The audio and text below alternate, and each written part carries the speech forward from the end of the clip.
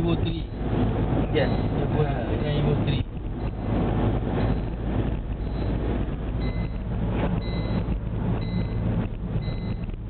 Crane நிறைய இருக்கு, repair பண்ணணுமா? எப்படி பார்த்துக்குவோம், கண்டுட்டு எடுத்துருவோம். எந்த கிரேன் தான் தெரியல, கிட்டே இருக்கு, செக் பண்ணணுமா?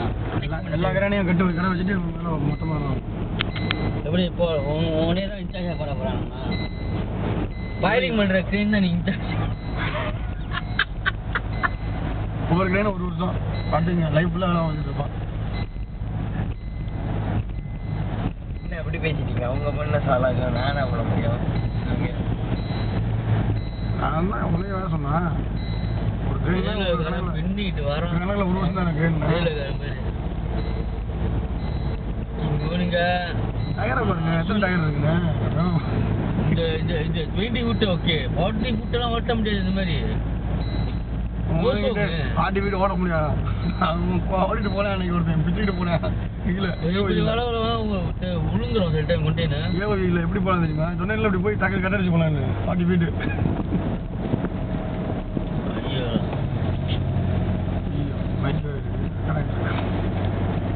புரிஞ்சுதா? எது எப்படி முடியும்?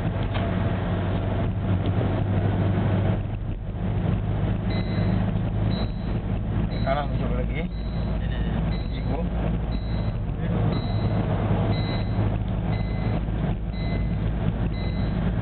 ஆனால் பேஸ் என்ஜின்லாம் Evo 3 தான். Evo 3 GSR ரெண்டு.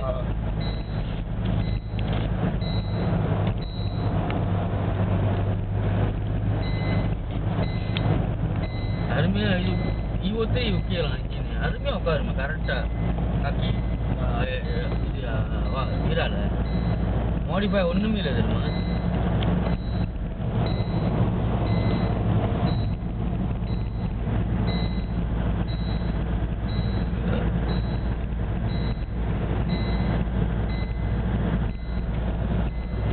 கேமரா ஓடிட்டாங்க இல்லை, எங்கே வரைக்கும் வர இருக்குங்களா?